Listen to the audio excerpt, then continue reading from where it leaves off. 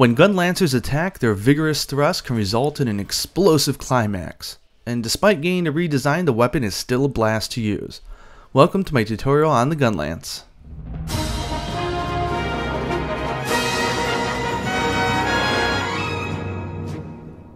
The Gunlance got a design change for Monster Hunter 4 Ultimate, and if you can utilize the new system well, the weapon is still good and strong.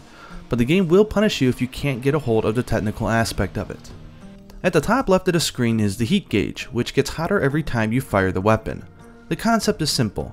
The hotter your lance is from firing shells, the more powerful the thrusts become. When in the yellow, your thrust attacks do 100% damage, orange is 115%, and red is 120%. Go over the limit though and you'll overheat and go back to the left where you'll be stuck for a full 2 minutes. Now before we jump in, I'll just put this out there now. Yes, if you can utilize the system well, you'll be doing 20% more damage, but each attack the weapon can do is roughly 15% weaker than it was in Monster Hunter 4U. So the heat gauge is basically a requirement and not really a bonus if you're coming from the previous game. If not, don't worry about it. Shelling is also 20% weaker as well. That being said, the arts, if utilized correctly, can be very powerful, and there are more ways to unload all your shells at once than ever before. So in the end, the weapon still works out to be a very viable choice. It's just much more of a technical weapon than it ever used to be. Shelling. The Gunlance comes equipped with a clip of ammo, and anytime during a combo or idle, you can fire off a shell. Shells do a fixed amount of damage just like bombs, meaning that it doesn't really matter where on the monster you hit. It also makes it easier to break otherwise hard parts. Each time you shell, you'll eat through 2 to 3 units of sharpness, so using the armor skill Razor Sharp is pretty important if you're going to be shelling a lot. As you shell, the tick on the heat gauge will move up. There's an armor skill called Artillery that has 2 tiers. The Artillery Novice will raise your shelling damage by 10%, and the Artillery Expert skill will raise it by 20%. There's also a Meal skill that raises your shelling as well by 10%, and it does stack.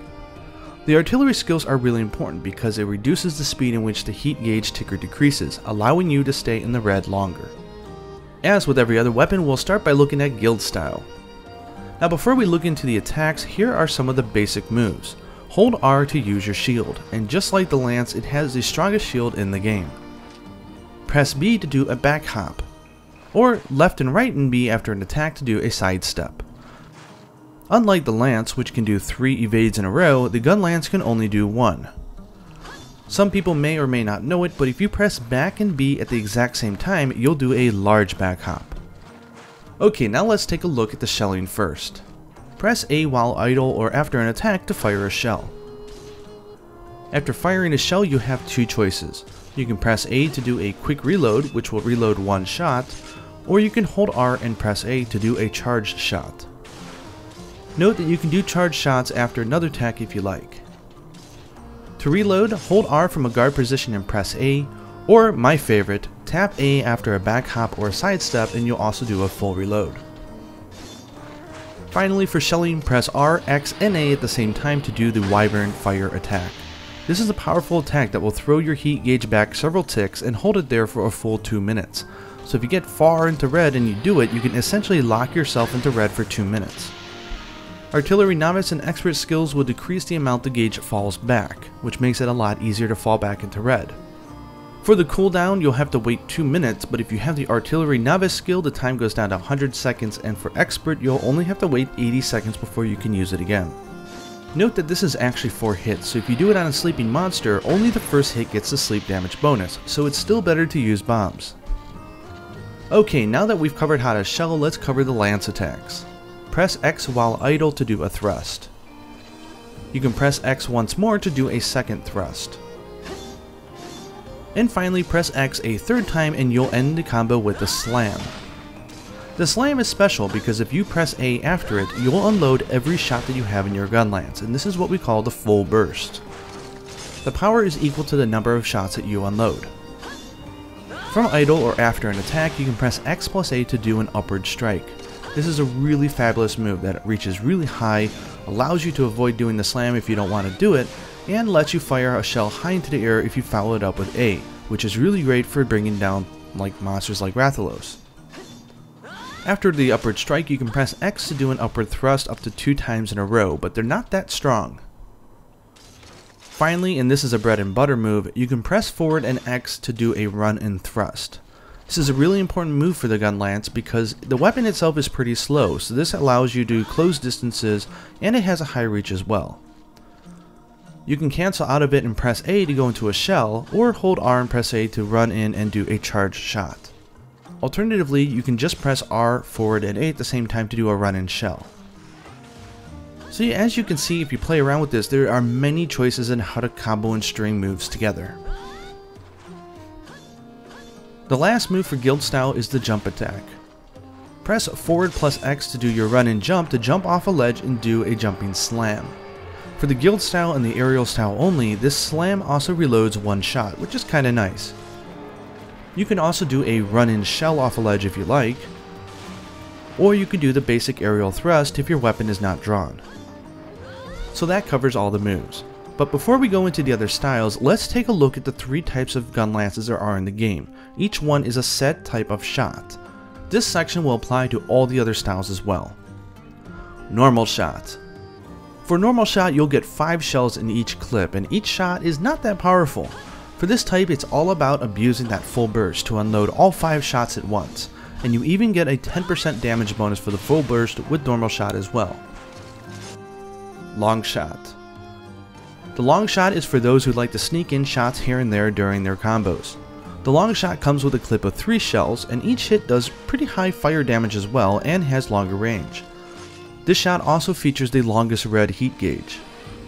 Long shot gets a 20% bonus to Wyvern's fire, so you'll definitely want to be using that move whenever it's available. And finally, we have wide shot, which is pure firepower. You only get 2 shells in a single clip, but each shot is powerful and wide reaching. Please be careful if you use this one online because the shots will send your teammates flying. This is for players who really want to focus on shelling rather than using the lance. Wide shot only gets 2 shots in a clip, so not only do you want to avoid using the full burst because it won't be that powerful, but this type also gets a minus 10% penalty for that as well. However, it does get a massive 45% bonus for charged shots, so you'll definitely want to utilize those whenever you can. Finally, here is the power of a shell for each type of Gunlance.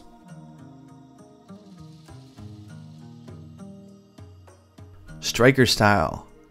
For Striker style, you lose the full burst completely, so this is definitely not for normal shot Gunlances and more tailored for wide shot. Because you lose the full burst, you'll also lose the slam at the end of the X combo, but in its place, you can now do 3 thrusts in a row. Because of this, it also makes it a really good style for both status or elemental Gunlances. After the 3rd hit, you can do a shell and go right back into another 3-hit combo, or from the 3rd hit, you can even combo into the Wyvern Fire. For jump attacks, you only get the thrust as well. Aerial style. Like Striker, you'll get a 3 thrust combo instead of the slam, which has been moved now to the aerial. You'll lose the ability to do a back step, and instead you'll do a forward hop. If you vault off a monster, you can go right into a slam and then full burst, or if you have a bigger opening, you can press A after an aerial vault to do a shell, and then you can slam and full burst from there. It's also worth noting that if you don't have a really large clip size, or if you just want to get in a lot of hits, after the aerial slam, you can go right into your X button attack combo. Adept style. In Adept style, you'll lose the ability to do a quick reload, but trust me, that is not an issue. For Adept, you get the Adept Guard, not the Adept Evade. Press R and you'll notice that you'll do a wind-up motion as you go into a guard. If you get hit during this, you'll do an upward thrust, which is really powerful and it fully reloads your weapon. From there, you can evade out, but if you have the opening, you can also press X to do a strong slam. From the strong slam, you can do a burst, so this style really lets you abuse the full burst as much as you want. The Gunlance is equipped with 3 really good hunter arts. The first one is Blast Dash. This art charges up stupidly fast, so it greatly allows you to overcome the fact that the Gunlance is not that mobile. At level 3, you can end the dash at any time and go right into the slam. From there, of course, you can do a full burst. This art certainly makes the weapon a lot more powerful than before, which is really good given the adjustment in motion values it underwent. The Wyvern's Breath. This art takes a while to charge up, but will send you into max heat gauge for 60 seconds at level 1, 2 minutes for level 2, and a full 3 minutes at level 3. During this time, not only do you do maximum damage, but your shelling also gets an additional hit bonus as well, worth 10 raw damage and 10 fire. If you overheat, you can still use this skill and it'll push you into max, so this is a really powerful skill. And finally, the Super Wyvern Blast. This is a super version of the Wyvern Blast and it doesn't affect your heat gauge at all. You can't change your position once you start it, so make sure you have a good position before you start. The first hit is the biggest, so make sure you land that, and then if you land them all, you'll do over 200 damage, which is really big. And now some final thoughts. The Gunlance motion value is being reduced is disappointing, but as you can see, the weapon has some really interesting flexibility now, and if you can use the heat gauge right and utilize the arts, you can do some serious damage. For normal shotgun lands, everything but Striker is great. Being able to guard anything though without the need for guard plus armor skills is just simply too large to ignore, so I say Adept wins, at least for me. For wide shot, Striker is great, but Adept also works as well, since you don't have to do the full burst, you can just do the Adept guard and go straight into the strong uppercut. For long shot, I think all the styles are fine. For me personally, I really like Adept style, especially when you get good at readjusting your position in between the Adept guard and the follow-up counterattack. It really makes the weapon flexible. But all the other styles are really interesting and I can see all of them being used by a wide range of players. I hope this video gave you both an honest presentation of the power nerf, but also why it doesn't make the weapon any less appealing. It's a fine weapon to use and fun, so please check it out. And until next time, happy hunting.